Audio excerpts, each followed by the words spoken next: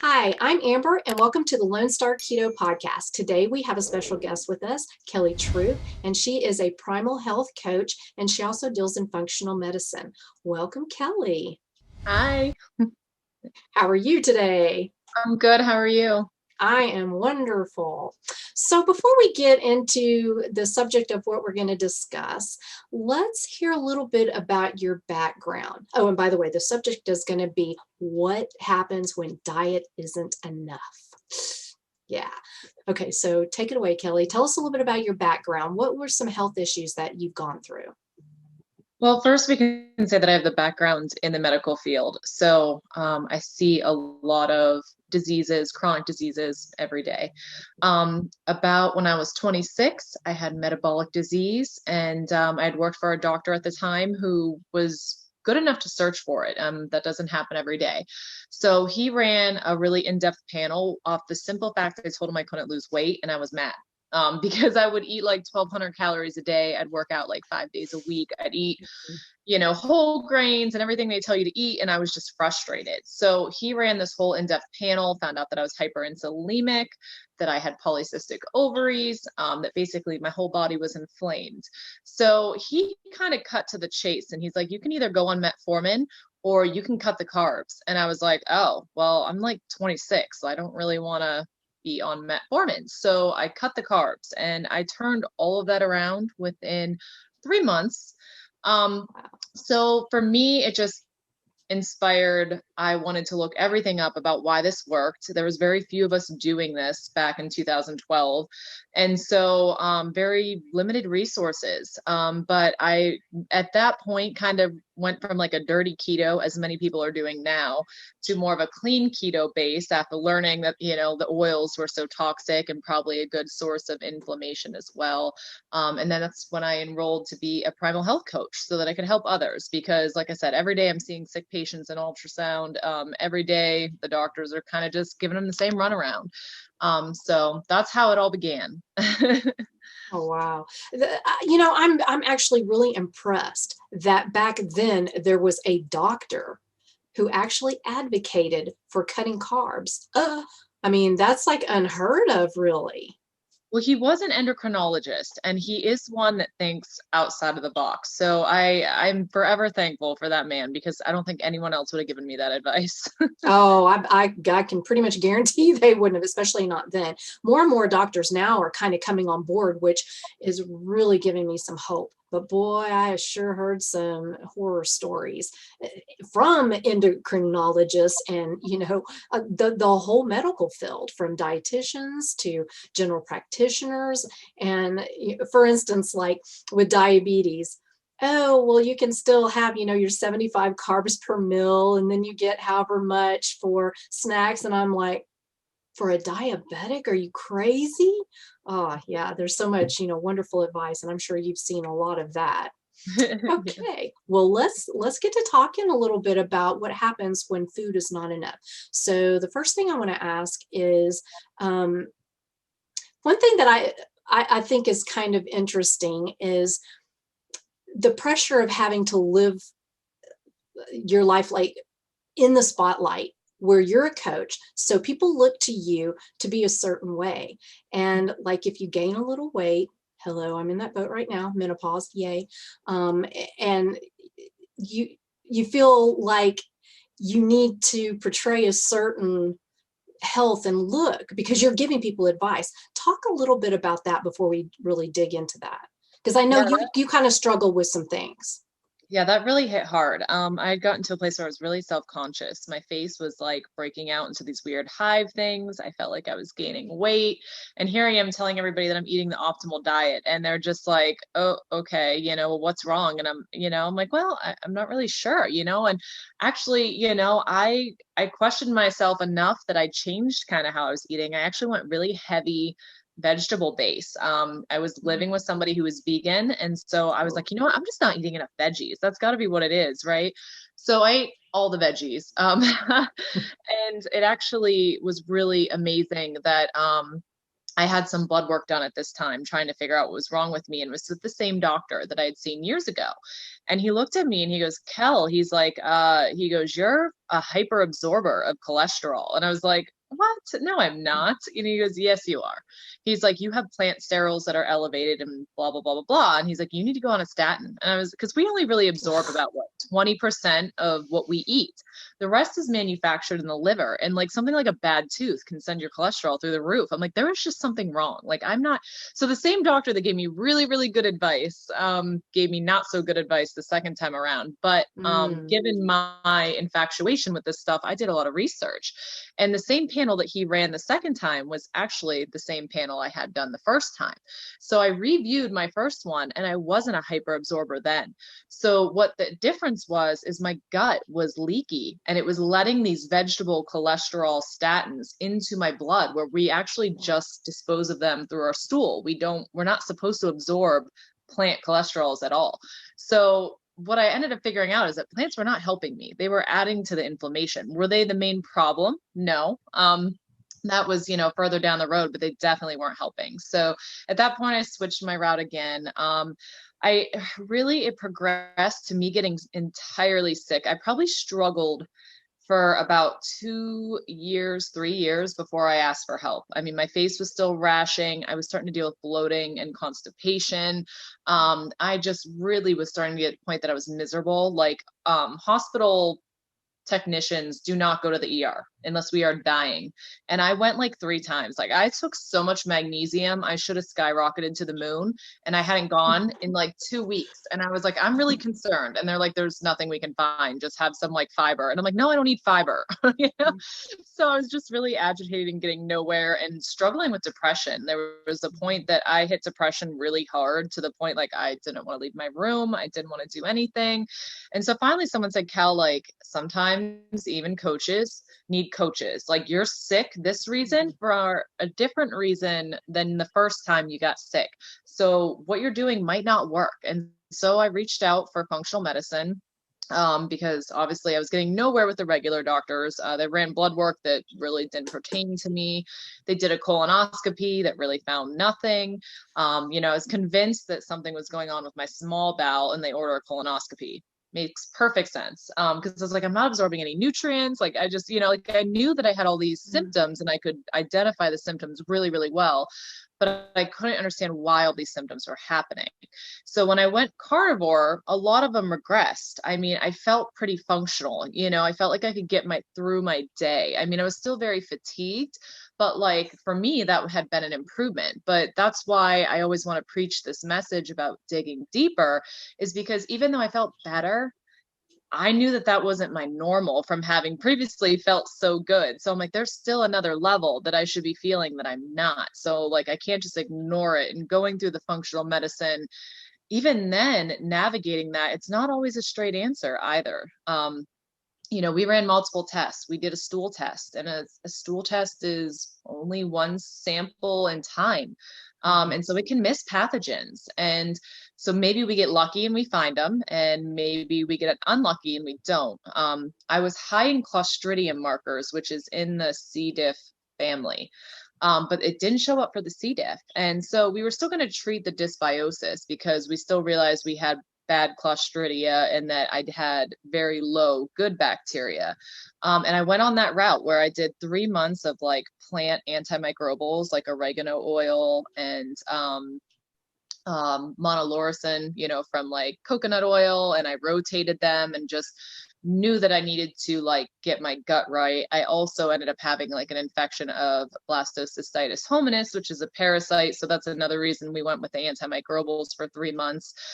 Even then, my functional medicine practitioner had a very cookie cutter protocol. And when I looked at it, I researched my own infections and found other ways that I thought were more beneficial than just taking the same thing for 3 months on end. I'm like, I got to rotate these, because if these infections can predict antibiotics, they're going to predict my plant antimicrobials too. So I had to be very strategic in what I did. But at the end of 3 months, I worked on rebuilding my gut health. And I was like, okay, well, I know now how to help my clients in a whole new way, having gone through what I did. And that's when I kind of enrolled in doing some functional medicine coaching, so that I could help clients dig deeper as well. And when I enrolled in that, we get to do an OATS test, which is an organic acids test. And when they ran mine, that's when the C-diff showed up. And it never showed up on the colonoscopy, never showed up on the stool test, but it showed up on there. It was now within normal limits, but just barely, like it was on its way down. So that is the crazy diagnosis that, you know, kind of rocked my world, where I was like, okay, you know, this is my path now, is to help people in this way too, to realize they can feel better still.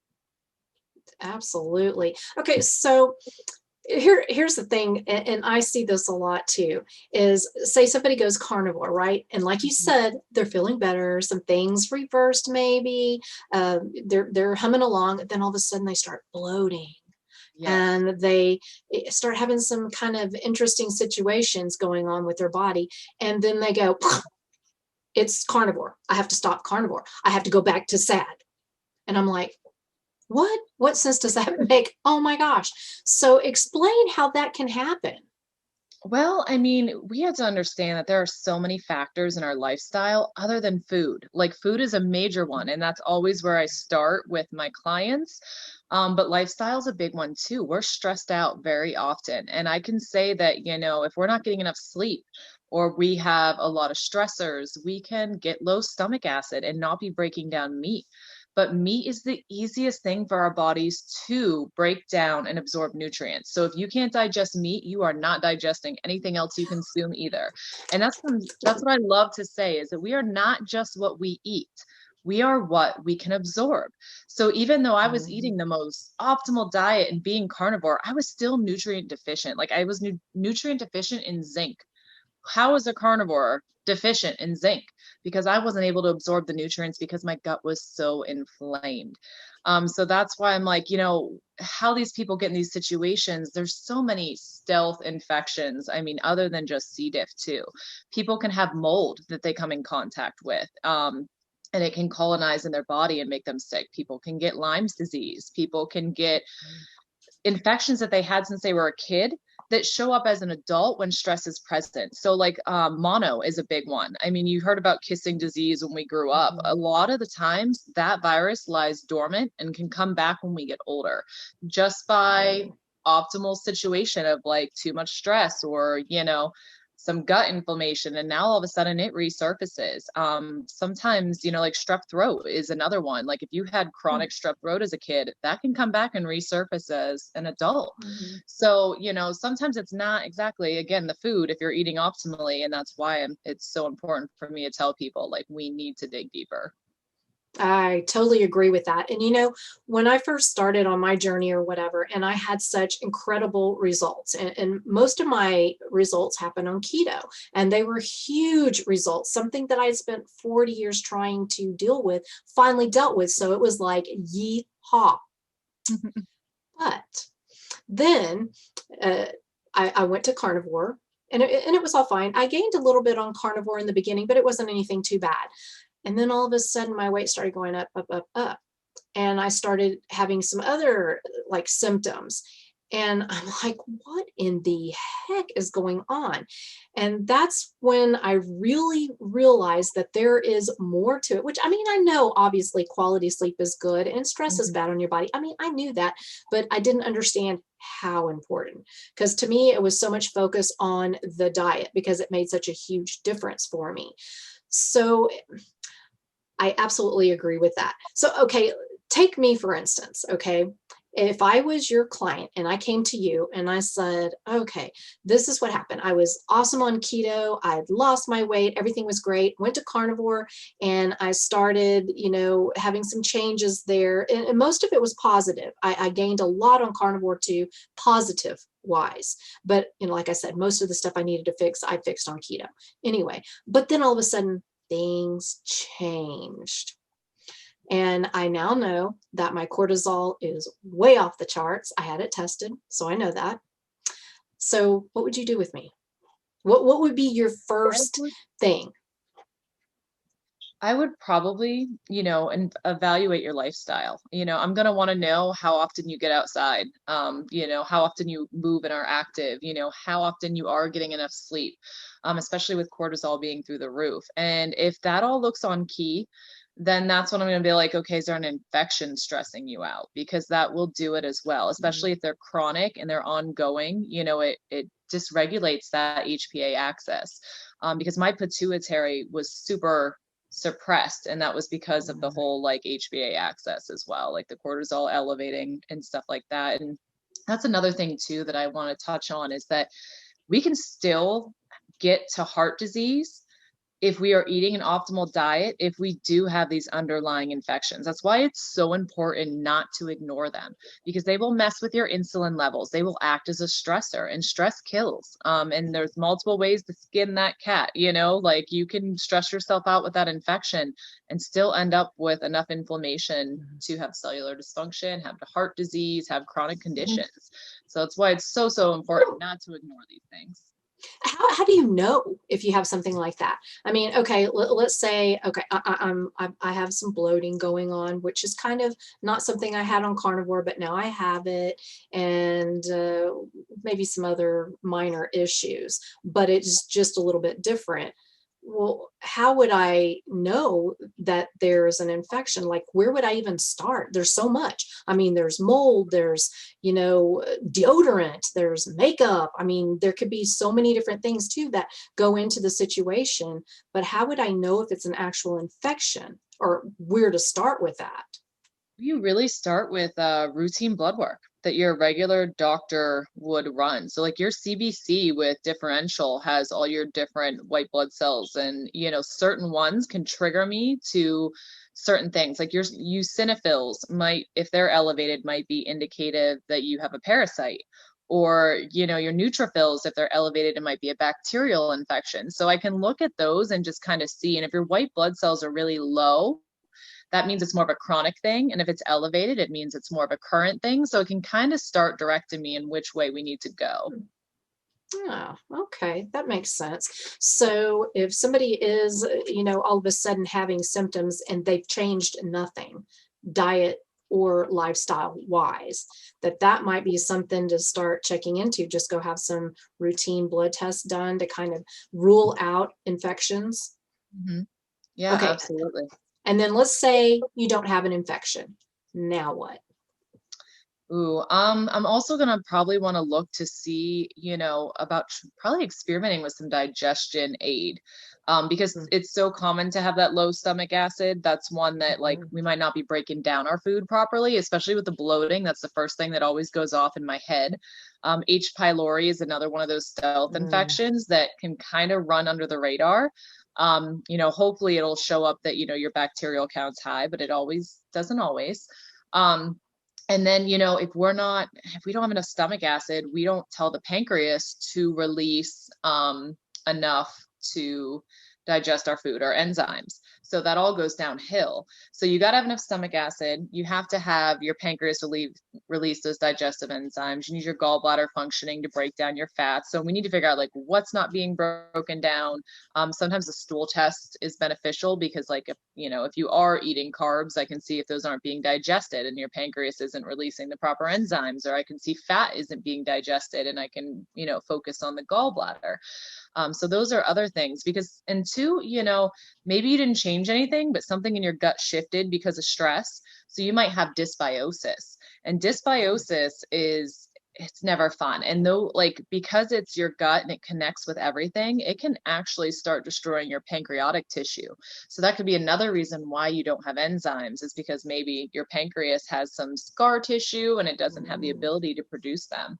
So there's always something that we can dig into a little deeper. What about stuff like mold and other toxins? How much do you get into that? Because I've been hearing more and more about that. And I've been kind of gradually trying to replace things. Like I just got in some natural deodorant. The face care that I use is through fancy farms, and it's basically tallow for the most part. And so I'm gradually kind of making changes. Then you have stuff like, you know, your estrogenics, you know, like with the plastic bottles and all that. Touch a little bit on that. Like, how do you even begin to, obviously you just can't just replace everything right away. I mean, there's your cleaners there.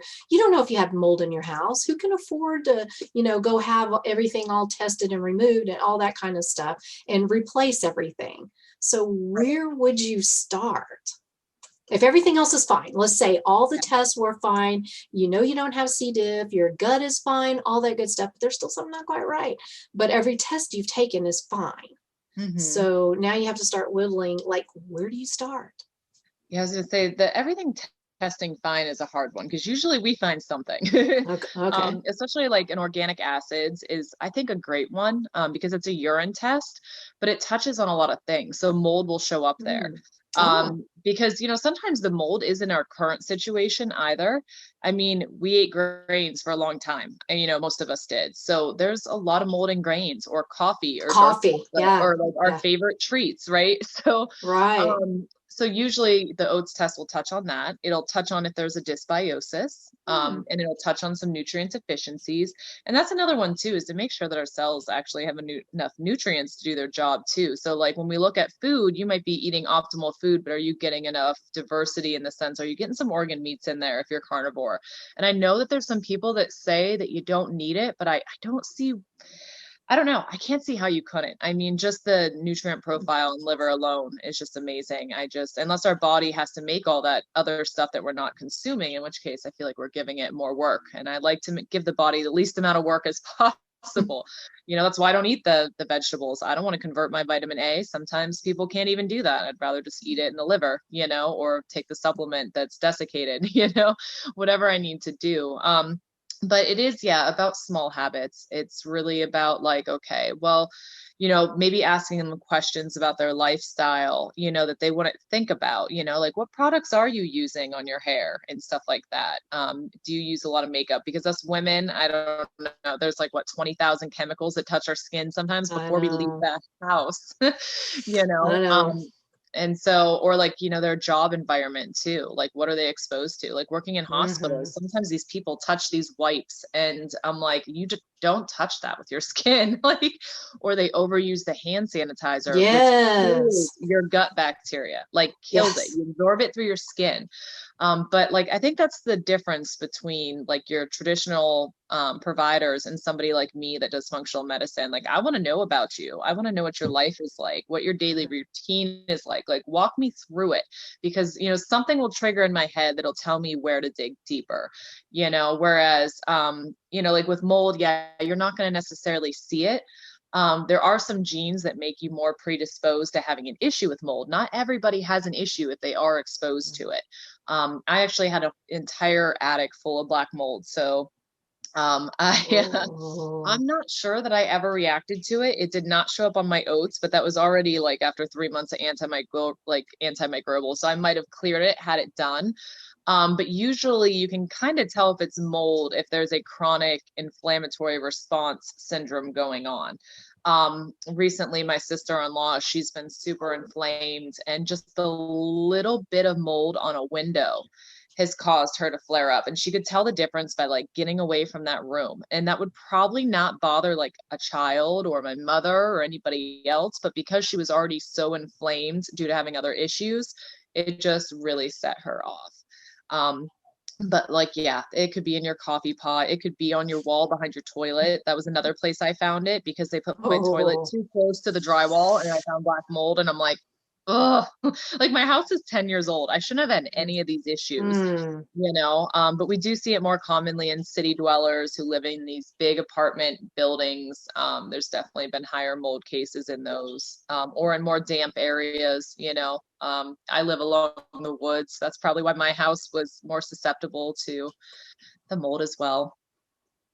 Yeah, you know, there's just so much that we're exposed to every day that it is so hard to try to deal with it all. You know, even like, okay, perfume. I don't wear it very often, but when we go out on weekends, I will wear perfume. It's which is not great, but at least I don't use it every day. And like my makeup, I'm wearing my makeup. I mean, I'm still in search of trying to find something that's wholesome that I like, because I'm pretty picky, but it's something I'm working towards, trying to weed out some stuff. And I admit some of my water's in plastic bottles. I admit that. I admit it. But most of the time I drink a sparkling water that our HEB, our local store, sells. It's not Topo Chico, because there's that big thing about Topo Chico now. I don't even know if that's, that big of a deal. I don't know. But anyway, so yeah, just trying to whittle all that down is huge. It is. And I just, there's so many pieces to the puzzle, and, to try to figure out all these little pieces. Oh my. I Okay. think that's why it's so funny when people say I've tried everything. I'm like, no, like I have not even tried everything, and I love this stuff. So no, you have not tried everything. But it's so hard, because it could be something so minute to most people, like you said with the mold. For most people, that little bit probably is no big deal, but to her it was a huge deal. So you don't know, because you're thinking, oh, that's no big deal. Maybe it is for you. It's so hard. Yeah, I will tell you though that if mold is bothering you, like your whole body is miserable. Like the chronic inflammatory response, like you are just so fatigued and so, like, I want to say body dead, like where you get home and fall on the couch and you're just like done. I had a lot of the similar symptoms. So when I did have the C-diff, I ended up with lupus, and same thing, the chronic inflammatory response, even though it wasn't the mold, it was the C-diff causing mine. It's like I got home and I was just done. Like, my muscles were tired all the time. And then like one of the weird things that happens too when you have some of these ongoing issues is your sleep. Like I would wake up in the middle of the night around 1 or 2 and not be able to fall back asleep. And I like my sleep. So like that was kind of a sign to me too that like something else was going on underneath, because like if I can't sleep at night, my liver's trying to detox something and it is waking me up, Yeah.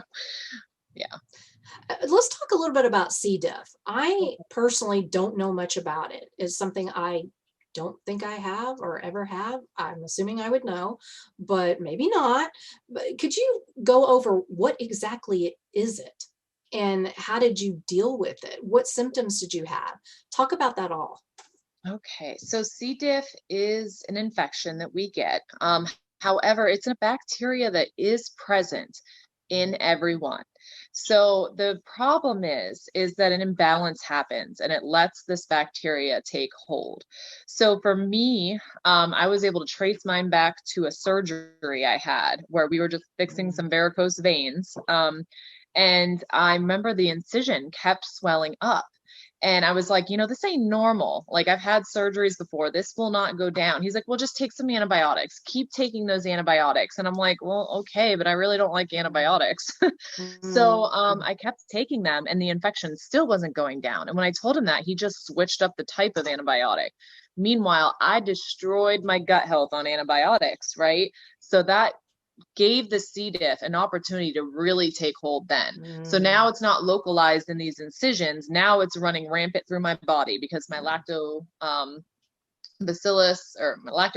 and bifido were all low. And it overgrew to the point they couldn't take back hold. And that's when the symptoms really started to present. Now, because I ate so well, I made it 4 years before the symptoms really knocked me on my butt. Wow. And I mean, like my sleep was disturbed. My body was really, really sore. That's when my antibodies came back that I had, the lupus. And dry eyes. I was constantly dehydrated. I ended up constipated. Most people, when they get C. diff, they think they get the runs. That's like the most talked about thing is you have C. diff and you'll have diarrhea. I don't recall ever having diarrhea, but I recall being backed up to the point like my ileocecal valve was not working. It was getting stuck, and it just was not letting things pass through. So, I mean, the symptoms vary from person to person, but really it's usually got a history of antibiotic use that really spurs it to get it going. But like, somebody else might have levels that were like, around, I think 19 on the OATS test. And mine, even when they were just above like normal, you can have like up to 70. who knows where I was at when it was really, really, taking hold. If that was 3 months after antimicrobials, I have no idea. But yeah, C. diff, a lot of times you can get it in hospitals. That's where it's talked about most, is C. diff and MRSA. They try to flag it because, if it doesn't get taken care of properly, you can infect somebody else. Oh. And you got to think of like these nurses and stuff, like changing, patients, pants and diapers that can't use the bathroom and they're in contact with the stool, and it gets into a cut or a nick somehow or another, or a tool doesn't get cleaned. And, the next patient, if they're susceptible enough, can actually catch it. Yeah. I think I'm a little more afraid of that than any typical virus that we're living with right now. I'm not really scared of that, but that's kind of scary. Kind of like that flesh-eating bacteria. That scares me. That's a little bit different to me. But yeah. So even though you have a pretty good immune system, probably starting out, this C. diff can just really screw stuff up. It sounds like Yeah. Well, I mean, it gives the precursor to like destroy your gut and for the leaky gut to take hold, which we saw, when I was running for the, the statins and stuff like that, that I was obvious. Now I had leaky gut, whereas I didn't years ago, and years ago I was on a sad diet, but it can just, I lost my train of thought there. But yeah, it can just really, really take hold and just destroy everything. And when you have that leaky gut, there it is, it's back now. That autoimmune can kick in because now you have things that are getting into your bloodstream that don't belong. And when that happens, your immune system is constantly on alert and, it's just attacking everything in its path. And a lot of cells look similar. So like sometimes your own organ tissues end up getting attacked, and depending on what your DNA is, like I'm more prone to lupus, but somebody else might have rheumatoid arthritis. Somebody else might have, other autoimmune conditions like Hashimoto's. So it really just depends. It turns on those genes, certain genes that you already have. Ooh, that's wow. That is so scary because you're humming along and then something happens and then you're like, okay, like how would you even know to trace C. diff back to that little incision? I mean, how would you even think? Because that was, quite a bit of time between. Yeah, for me, just a bell went off in my head because I knew that C. diff and antibiotic use run hand in hand.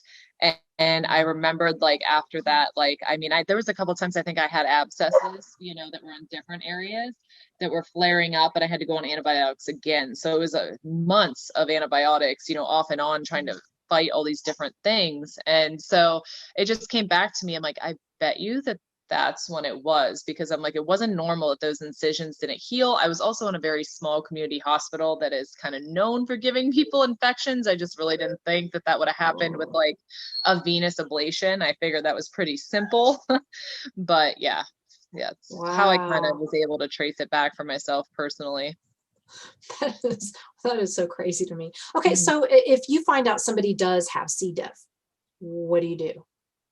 Well, I want to get those levels lower first, to give the good bacteria a chance to kind of take over. My dog is being very vocal. I apologize. She apparently has something to say to add to this conversation. But yeah, I would want to start by getting those levels low, and I want to kind of outsmart the bacteria because obviously we don't want to give it more antibiotics and give it more chance to take hold. And that's where plants come in, where they're kind of more beneficial. Like they work in a different way where they don't really destroy your good bacteria, but yet they kind of work against the bad bacteria. So I rotate them. I try to, surprise the virus with something new, every week or every other week, just something to keep it on its toes. I personally did a lot of coffee enemas. I thought that they helped me a lot, especially because I needed to get that digestion moving again. I can't just kill all the C. diff and not get it out of the system. So that's an important thing when we're dealing with these infections is, yes, we want to kill them, but we need to make sure they're moving out. So if you're constipated or your, drainage pathways aren't open, I'm going to make somebody feel like death if I'm just killing everything and let it recirculate in the body. And then after we get through that process where we feel like those levels are low enough, I just want to support the body to take back hold. So that comes in with like healing the gut. I'm big on probiotics. I use 3 different types. Most people only know of like your keystone bacteria, which, is your lacto and your bifido, and you can get it at the store down the road. But there are spore-based probiotics this day and age, and they're amazing. Megaspore is one that I go with commonly, and I've seen it more in functional medicine of late. And then I do Espellardi, which is a yeast, just to try to get that balance back. And then I do IgG and IgA, which is your immunoglobulins, because that'll kind of help close those gut junctions and support your immune system as well, because we know a lot of our immune system is located in that IgG, IgA. So after healing the gut, the Megaspore too, there's actually been some really great studies on that spore-based probiotic where it's, brought down levels of C-diff. So that's my goal going down the road, is let, these spore-based probiotics, let your body just kind of take it over, give it a break from everything we did for the 3 months prior. And hopefully we come full circle. There are some times it does rebound back. And on those really chronic cases, because maybe it was ongoing, they've actually found that fecal transplants are the way to go to get these people good bacteria. And so that's like our last resort. We want to hopefully not get to that point, but if need be, that might be the only thing that saves somebody with C. diff. It's pretty crucial. There's some other people in the community like Rebecca Farmer who had C. diff, and you saw that poor girl, she just had no muscle mass. Like my response was to gain weight, and hers was just to shrink down to nothing. And I was like, oh my gosh, and so it really is a killer. I mean, people do die from C. diff if they don't get it under control. But yeah, so in that extreme, give me the transplant. I'll do whatever it takes. But yeah, I actually had Rebecca on the podcast, and I believe she said she had 4 fecal transplants. Oh my if I'm not goodness. mistaken. Yeah. I've heard a couple of people who have had that, and before, I just thought, oh my God, that's so bizarre. Yeah, who does that? But I don't know. I guess for some people it does actually help. I don't know. Yeah. Okay. There is something else. Oh, blastocystitis. What is that? You have that. Discuss that a little bit, because I find that very interesting. Blastocystitis hominis. It's a very, very common parasite. I believe that it was able to take hold in me because my system was down with the C. diff. It's one of those parasites that we can get from our food. We can get it from water. We can get it from anywhere, to be honest. Oh, wow. It's a gram-positive bacteria. Usually that's where the Espellardi probiotic comes in to kind of help defeat it. But that one can be a really common one with the bloating. I've dealt with some other Primal health coaches that have bloating, and they ended up coming back with that one being positive. So it's more common than we think. And it was interesting to see when, we had similar symptoms with the bloating, and that's one too that I believe that the rash that I was getting on my face was caused from as well. I was reading one of Chris Kresser's articles on blastocystitis, and he was saying that your face breaking out that bad is actually a sign of blastocystitis hominis. And I've seen a lot of carnivores too, where they're still waiting for their skin to clear up, and they're still not digging deeper. And I just want to shake people. But I feel in the community, it's really hard to get out the message that sometimes we do need to dig deeper. And I feel for it, I am an advocator for an animal-based diet. I am definitely carnivore. Do I occasionally eat a veggie every now and again? Because I want to, not because I want the nutrients, sometimes I just want some Brussels sprouts and bacon, and it just sounds good to me.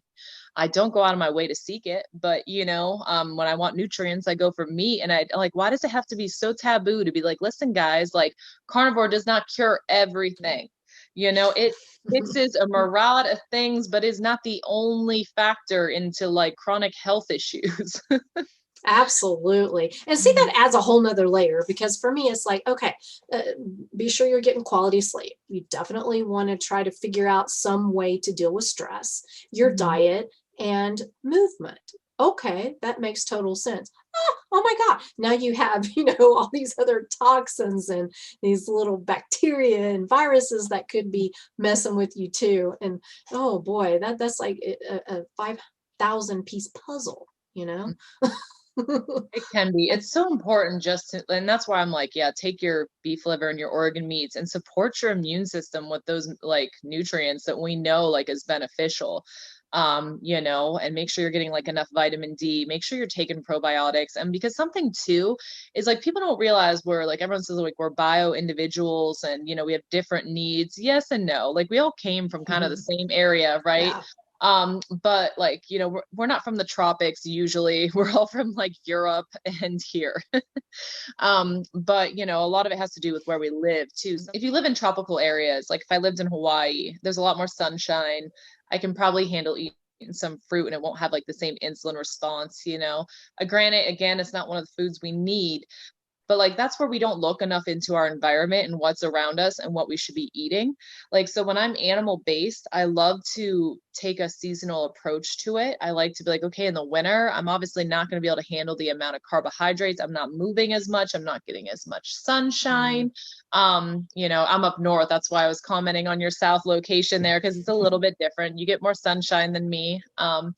But we need to take into account our environment, you know, and a lot of times too, like, we don't realize how much natural sunlight helps with our digestion and like how we process carbohydrates and just how we process food in general. Like they found like there's a lower insulin response if we eat outside. And how many of us, even if we live down south, eat inside in like artificial light and light bulbs? Like that's key, you know. And then too, like another thing is like people that, you know, we've looked at people that have eaten like really high carbohydrate diets and still been pretty healthy, but like they found certain gut bacteria in those people that helps them break down those carbohydrates slower, so they're able to extract more nutrients. So like I just get so tired of everyone being like, oh well, you know, this population eats all the rice they want and they're healthy. I'm like, well, but that population isn't us. Most of us are European, you know, most of us came over here and we have a lot of the same background. So I really like the seasonal approach where I'm like, in the winter, I eat more meat. And in the summer, if I'm walking through the woods and there's some berries, I'm going to have some, you know, because that's what it would have been available to our ancestors. Because the one thing I like to think about is like our ancestors did not have chronic disease. They did not have cancer. They did not have diabetes. They did not have autoimmune, you know? And so I like to look at how much our environment has changed. You know, we live in man-made caves. We live in our houses. We're not outside nearly enough. We're not eating the food that would have been available to us certain times of the year. Another interesting one they found was like in the fall, we actually had a change in our gut microbiome where we had more ability to break down things like wheat. Well, we would eat in wheat in the fall, right? Because that's when it's harvested. So to me, it makes more sense. Like if we're going to try to eat some of these foods, to just eat with when nature would provide them. Again, I still believe in like meat for all my nutrients, but if like you have like a client that wants to eat more of their fruits and veggies, teach them how to work with nature versus against it, because we are an animal. We are an animal that is really out of its environment. You know, we've lost our touch with nature. And I think that that's key in like rebuilding our health and like eliminated like the chronic health, you know, pandemic that we seem to be in. Like to me, that's more the pandemic. Like, why do we have chronic health issues that nobody can heal when we have everything at our disposal? We have healthy food available to us year around. We should not be dealing with these issues. So we got to go back to nature and like rebuild that relationship and how to work with it. I agree 100% with that. Absolutely. Okay, let's see. What is a stealth infection? I think they're the sneaky ones that people don't think about. You know, that's why I brought up mold. That's why I brought up Lyme's disease, you know, C-diff, you know, Epstein-Barr or mono, because, you know, these things we come in contact, and like a lot of times our doctors are just like, they don't think to look there, you know, and they're stealthy because nobody bothers to look for them. And like you said, you know, you got so many possibilities. Where do you know how to start to look, you know? And a doctor's not going to sit down with you and ask you questions about your life and what you've been exposed to. Have you ever lived in a water damaged building, you know? stuff like that, they don't think to do that. So I call them stealthy because they go under the radar. Like, you know, you might get your normal blood work back and nothing is flagged to a traditional doctor, but to me, I might look at it and be like, I don't like those levels. I just had a client yesterday. I'm like, your bacterial count is not abnormal yet, but it's higher than it should be. And I said, I'm really concerned that you have a bacterial infection again. And she's had a history of H. pylori infections. And I'm like, I think it's possibly back, you know, because you've been stressed. And I think, you know, like, how many times does your doctor ask you about your stress levels? So, you know, that's why they're stealthy, is because nobody thinks to look there. They just think all of our disease comes from our genes and we're just plagued with that and we have to live with it. And they don't think about our environment at all. Yeah. Okay. Let's talk just a little bit more about stress and how that really does affect your body and can cause just all kinds of issues. Talk just a little bit about that, about how stress affects the internal part of your body. So stress can just be anything. I mean, you know, people like to just do like, oh, I'm just so stressed out about money and like all my responsibilities, but stress can be a toxin. Stress can be chemicals that we're exposed to, you know, so stress can be a lot of things. But what it does when it gets into the body is, you know, it messes with our, you know, our vagus nerve and our parasympathetic response, and it puts our body into kind of like a hyperdrive. And, you know, that's responsible for our digestion. So, you know, if we're stressed out and our vagus nerve is not going properly, like our digestion's affected, that same vagus nerve is also, you know, connected to our heart, and it can cause our heart to respond differently and get ischemic, and we can have heart disease just from stress, because you can have no plaque in your heart at all, and just the chronic stress over time can just mess with that balance and then cause heart disease. I actually had that in the case with my father. You know, he was just like, well, there's got to be plaque somewhere, and I'm like, there isn't. Wow. You got to stop stressing yourself out so much. Wow. But yeah, it just really starts to affect all those parts of our lives. It decreases our stomach acid, and then we're not breaking down food. And then that's another way that our digestion can be affected, just other than that nerve, is that, you know, it has a cascade of effects upon our body. You know what I mean? Stress is inflammatory. So then we have like chronic inflammation going on. There's just so many different, I mean, responses. I'm not even sure I know them all, you know, but there's a lot. Yeah. And okay, let's kind of go back a little bit to the stomach acid thing, because I think there are a lot of us who have that issue and don't even understand that like somebody who has, say, acid reflux or indigestion, whatever you want to call it, and they think of it as too much acid. But we know better now that for the most part, it's because you don't have enough acid. For me, myself, I was on Nexium every day for 8 years. Can you imagine what that did to my body? And I went keto, and after about, like, I don't know, 6 months or so into keto, I tried to wean myself off the Nexium. So I was like taking it every other day and then once a week, you know, blah, blah, blah, on down the line. And in turn, and I don't know if this is good or not anymore, because I've heard both sides, but I did a little bit of apple cider vinegar to try to kind of help with the acid. It seemed to work. I don't know if it's a coincidence, but it worked. And I was able to wean myself off. But talk about some things that can cause your stomach. You kind of went over a little bit about that, but the acid to be lower and why you need your acid at a certain level, because I think a lot of people don't really understand that. They're like, ooh, popping Rolaids and stuff like that. Yeah. And I, like, you and I know that, but there's still a ton of people out there that want to fight us on the, oh no, I've got too much stomach acid. It drives me crazy. Yeah.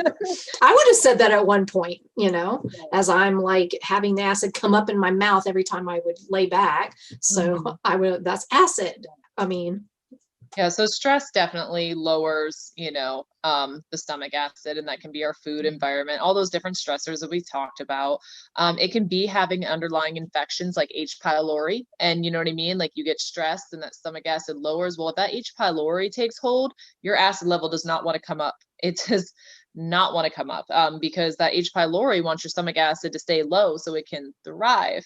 So that's a big one too. And apple cider vinegar does help. I've heard a lot of people using that with great results. Ginger is another one that you can kind of naturally take to bring your acid level up a little bit. Because see, I like plants for healing. I don't necessarily like to eat them though. I like the extracts and the tonics, you know, kind of that ancestral approach as well. And you know, you can test yourself too. Chris Kresser has a great protocol where you can get you can get Thorne's HCl with pepsin, and you can start a day and take 1 with each meal. And then the next day take 2. And then the next day take 3. And then the next day take 4. And you could probably go all the way up to 6, I think is where we kind of max out. Now, if any time during that time you start to get that heartburn feeling or that burning feeling, you realize you don't need any more and you back it down 1 dose. And that would be the dose you would take for a while to help kind of just reboot everything. Because sometimes our body just needs a reboot. You know what I mean? Like it just needs reset. But I think I like that for clients, you know, when they're like, oh no, my stomach acid's fine. I'm like, well, test yourself, you know, figure it out and let me know where you max out at. Because again, if that's low, I'm going to be like, okay, well, why is your stress, you know, so high? Or do we have to look for some underlying infections? Why is your stomach acid low to begin with? Because it doesn't always right itself, you know? So, and obviously we know that if we don't break down our nutrients, we're not going to be able to absorb them, and we're going to have some health issues, or we're going to have some bloating because it's fermenting in our gut. And then it's going to start pushing that acid up, and we don't want any of those things. And you know, too, people that have had low stomach acid for a very long time or have had H. pylori, sometimes their walls of their stomach get really, really damaged. So, you know, sometimes, like, as much as I want to believe that I can turn every disease around and make somebody 100%, we start damaging those cells too much, and we get to a point where it's too far. Some of it isn't reversible. There's just, you know, so, you know, I don't want to see somebody on pharmaceuticals for life, but sometimes we do have some prescriptions we need to be on just to maintain health, because we didn't have that for, you know, 20, 30 years before we saw the light. Oh, thank God I was able to. How scary of a thought. But yeah, I had a endoscopy, or whatever you call it, you know, where they did exploratory down in here. And they said that all through down here and into my stomach, it looked like hamburger meat, just raw and inflamed and just, you know, almost swollen shut. And my doctor actually told me, you will probably be on Nexium the rest of your life. Wow. Yeah. And that just kind of blew me away. And I just kind of accepted it because, like, okay, a pill. But that was before I really understood what was going Doctors drive on. me crazy. I Sometimes, know. I don't want to say not to listen to them, but if they tell you never, don't listen to them, you know, because like I've heard so many people be told they could never have kids, and guess what? I'm scanning them a month later. Or, you know, like sometimes it's not fair to say the things that they say, you know, or like, oh, well, you know, if you get rid of the root cause, maybe all that, you know, hamburger will heal, you know, because we are amazing. Like our human Oh, body wants yeah. to keep us alive, you know, but when there's a threat, it's only worried about keeping us alive for that day. And, you know, sometimes that leads to consequences down the road. But if you can turn that around, your body will start doing what it's supposed to do. It will heal. I think that is such a strong point too, because I spent so many years detesting my body because of the way it looked, you know, not being able to keep the weight off and etc. And so I hated my body. But now that I understand why it did what it did, and you know, the amazing thing it does for us, that it is just trying to keep you alive, I just find the body an amazing biological machine, if you will. You know, I just think it's amazing. And I do feel kind of bad for people who still think like I used to think, Right. Like, because how they're, can you hate your body when it loves you so much yeah, to keep you alive? Like, we definitely need to yeah. give ourselves more love for Yeah, sure. that, oh, and that's so important Mhm. too when it comes to stress and, you know, overall health, period. Not to mention mental health. Ooh, I mean, Right. mental health is huge. And that's a lot of what I deal with, is the mental aspect of, you know, the diet and lifestyle. It's not the diet itself. It's not It's that the hard. It's not that hardest hard. part of But coaching is yes, it dealing with the is. emotional aspect, and that's what makes an amazing coach. Like, I know that MeatRx is trying to do a great thing by pumping a lot of coaches out there, but like, at the same time, like, do these coaches really understand the emotional aspect behind why some of these clients eat the way they Yeah. do? Because Yeah. that's going to be what makes a difference between a good coach. Because, these people can go out there and like research, being carnivore and learn a lot. Right. You know what I mean? But what they really need is someone to sit with them and be like, well, you made that decision, but don't hate yourself, just make tomorrow better. Don't punish yourself or, Learn, why move you on. think Yeah. you made that choice? What was going on in Yeah. your head? How can you prepare for that in the future? Like, can you prep in some way so that it doesn't happen again? Is a major part of coaching. It's a huge part. And I really wasn't expecting so much of that, but Hmm. that's what I get. I mean, they want the support and the, emotional, mental part. And food addiction, for one, sugar addiction. Right. The number one question I get asked is, how do I break the addiction? I go for a while, and then all of a sudden I just have this, oopsie, and I can't get back on track. Oh my That's like goodness. my number That's one. That's a hard one too. And like people don't realize how addictive sugar is. And it really is. Like it's setting off chemical pathways where you want it again. But then you have certain gut bacteria that want fed. So like, yeah, you might do good for a while. Then all of a sudden you get that hangry feel like I just need some carbs. You might not be like in control of your own body. That might be some gut bacteria demanding that food too, So like people are like, well, why don't I feel so good after so many weeks? Is it because my body needs carbs? It's like, no, you got something you need to take care of because there's something else running your hunger signals there. But Oh, I've heard that a lot too. mhm. Oh, I think I just need to add back in more carbs. That's probably what got you where you're at anyway. I'm kind of thinking that's the last thing you need to do. Unless you're, first starting, maybe you need to take a slower approach. Okay, I'll give you that. But Yeah. adding more carbs, no, please, no. Yeah, one of the Yeah. things I found was L-theanine. Is it's one of the amino acids, but giving it to some of my clients that have sugar issues, it kind of like cuts off the brain signal and releases some positive like endorphins that helps them fight that sugar craving. I heard it in a podcast once, used it on one of my clients, and night and day. It definitely helped him a lot. Cool. Okay, well, we are just about out of time, but I want you to give your best advice when it comes to digging deeper when diet isn't enough. Your best advice. My goodness. The best advice is just to dig deeper, like to just not ignore your symptoms, just because you feel okay. Like if there's still symptoms, there's still work to be done. Especially if diet and lifestyle are on point and you're just not feeling 100%. If you don't feel like you could do a backflip, or that you want to do a backflip, maybe you need to just, reach out to somebody and look for something outside of the box because we are our own worst enemy when it comes to like ourselves and like seeing the big picture. So if you bring somebody else in, you might get a whole new perspective. Absolutely. Okay, so where can people find you? I have a group on Facebook. It's the Real Food Rebel. The Real Food Rebel is also my handle on Instagram.